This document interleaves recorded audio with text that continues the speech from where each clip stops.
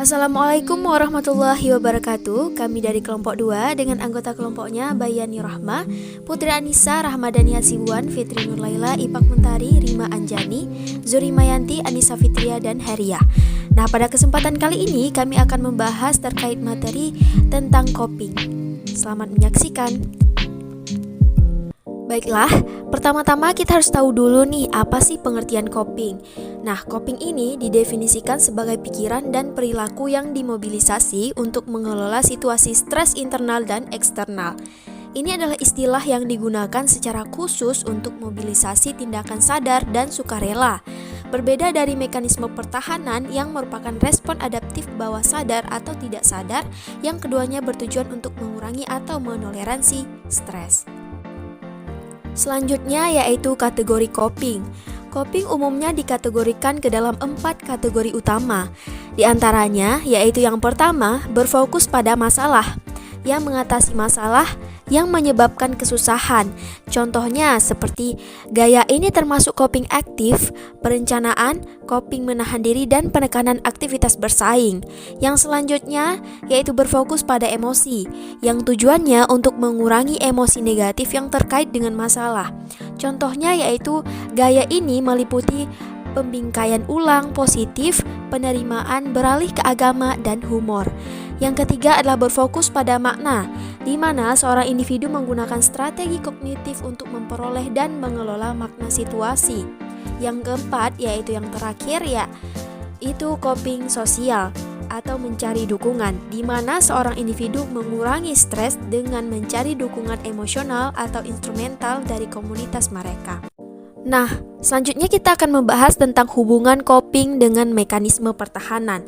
Apa sih hubungan keduanya? Berdasarkan tradisi psikoanalitik, studi tentang strategi coping berakar pada deskripsi psikoanalitik mekanisme pertahanan, yang dimana dia diarahkan terutama pada konflik internal. Nah, menurut Anne Freud 1966, mekanisme pertahanan adalah cara-cara di mana ego menangkal kecemasan dan melatih kontrol atas perilaku impulsif, efek, dan naluri. Nah, mekanisme pertahanan ini dimanifestasikan terutama sebagai gejala dan dicirikan oleh reaksi yang otomatis dan kaku. Nah, si Anna Freud mengidentifikasikan beberapa mekanisme pertahanan utama, terutama penekanan, kemudian penolakan, proyeksi pembentukan reaksi, histeria, perilaku obsesif kompulsif, dan sublimasi. Perbedaan coping dengan mekanisme pertahanan diri. Apa sih perbedaan keduanya?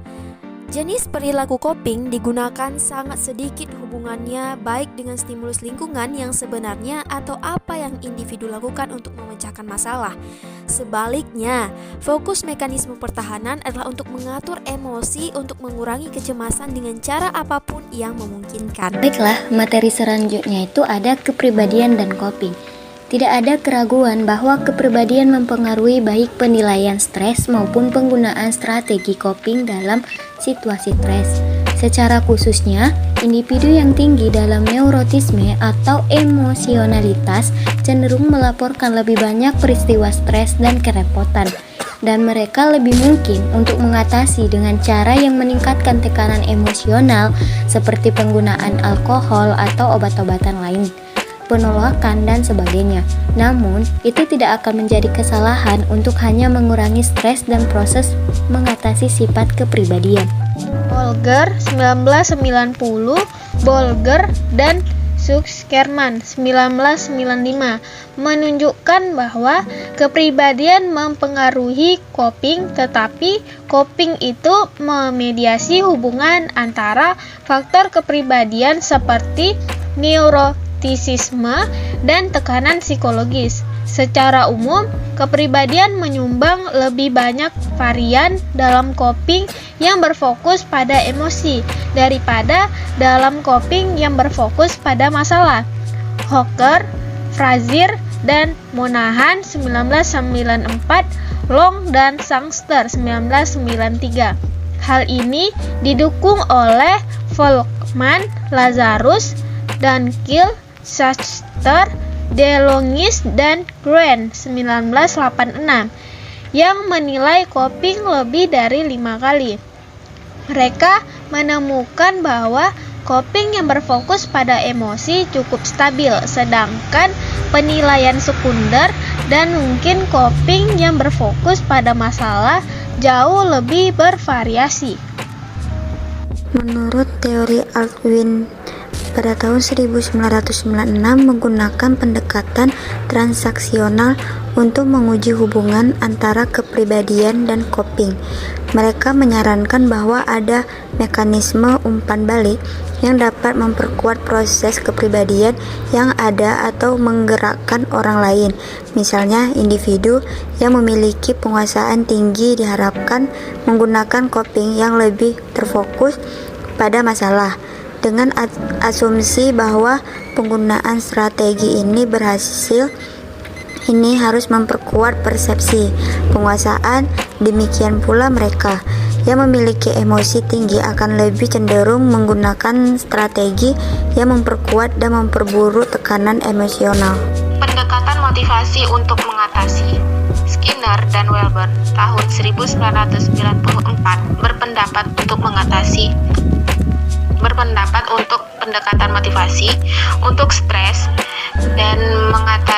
Dari perspektif ini, stres muncul dan ancaman terhadap kebutuhan psikologis dasar seperti keterkaitan, otonomi, dan kompetensi.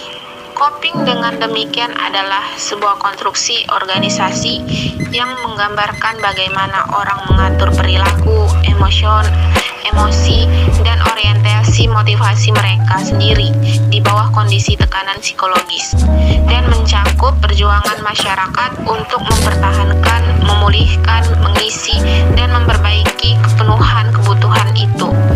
Kemudian, teori tersebut secara eksplisit bersifat perkembangan karena membedakan antara hasil jangka panjang dan jangka pendek.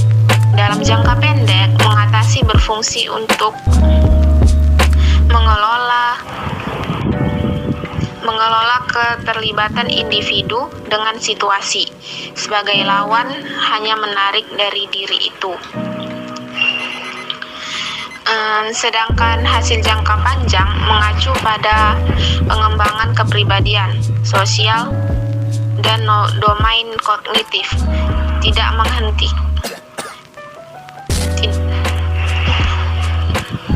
menghantarkan gagasan coping sebagai regulasi emosi telah menjadi lebih dominan dalam literatur psikologis. Eisenberg, Fibers, dan Goodson tahun 1997. Baiklah, saya akan melanjutkan mengenai pola dalam melakukan coping. Beberapa peneliti telah menyarankan bahwa pola atau profil coping mungkin lebih penting daripada penggunaan salah satu strategi tertentu. Misalnya nih, coping penghindaran yang digunakan bersamaan dengan coping yang berfokus pada masalah dapat mengurangi efek buruk dari stres. Namun, coping penghindaran tanpa adanya coping yang berfokus pada masalah dapat meningkatkan penderitaan, terutama dalam situasi yang dinilai dapat dikendalikan. Contohnya ini, saat kita ada tugas. Nah, masalah yang kita hindarin ini mungkin dapat membuat stres kita, karena itu bisa dikendalikan. Nah, jika coping penghindaran yang kita lakukan mengenai tugas ini dan ada coping yang berfokus untuk meningkatkan yang bisa dikendalikan, maka itu akan baik untuk kita. Seperti itu. Baik, sekian. Saya lanjutkan ke moderator. Ini ada mekanisme pertahanan. Nah, mekanisme ini digunakan oleh setiap orang. Defense mechanism ini tidak hanya dialami oleh orang yang memiliki gangguan emosional, tetapi manusia normal akan menggunakan defense mechanism ini ketika dalam situasi-situasi yang mengancam ego mereka. Ini ada mekanisme pertahanan diri sering tidak disadari. Kebanyakan frustasi dan konflik dalam kehidupan sehari-hari dapat dipecahkan pada taraf sadar dan tidak dapat dipecahkan pada taraf itu, akan menimbulkan usaha-usaha penyesuaian diri yang tidak sadar. Mekanisme pertahanan diri itu tidak bersifat instingtif. Nah, sama seperti tingkah laku lain pada manusia, teman-teman. Mekanisme pertahanan diri ini dipelajari dan diinkorporasikan menjadi pola-pola perilaku yang terjadi karena adanya sebab dan tekanan. Jadi ada mekanisme pertahanan diri cenderung mengekalkan diri.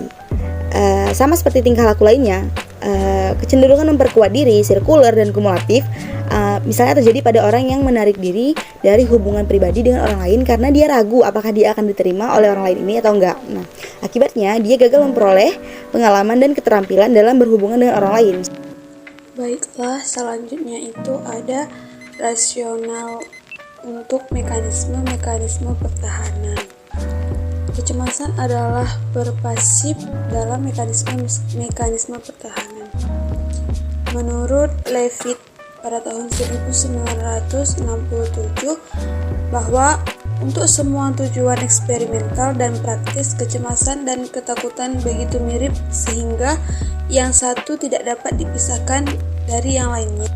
Selanjutnya, mekanisme pertahanan bukan simptom-simptom penyakit mental. Segi pandangan yang tepat adalah melihat mekanisme pertahanan itu sebagai tingkah laku normal dan dianggap sebagai proses-proses penyesuaian diri dalam hidup. Dengan berkata bahwa baik bagi kita kalau menggunakan pertahanan, maka sikap seperti itu memungkinkan kita untuk menerima semakin banyak diri kita dan tingkah laku kita. Kesimpulan yang dapat kita ambil yaitu seperti yang telah kita lihat, hubungan antara strategi coping dan gejala psikologis sangatlah kompleks, melibatkan sejumlah masalah teoritis maupun metodologis. Mungkin ada perancu dalam hubungan antara ukuran coping yang kita lakukan dan hasilnya, dan sangat penting untuk merancang studi dan menggunakan persediaan coping yang menghilangkan atau setidaknya mengurangi perancu tersebut. Tidak satu pun dari mekanisme pertahanan diri itu berfungsi terlepas dari yang lain-lainnya. Misalnya, orang tidak dapat memproyeksikan kesalahan kepada orang lain tanpa merasionalisasikan tingkah lakunya. Orang tidak dapat memindahkan perasaan-perasaan bermusuhan dan tetap melihat dirinya dapat diterima tanpa membenarkan tindakan-tindakannya.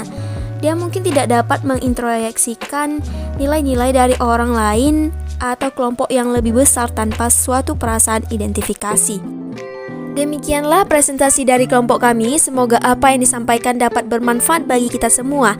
Mohon maaf apabila terdapat banyak kesalahan. Terima kasih atas perhatiannya. Wassalamualaikum warahmatullahi wabarakatuh.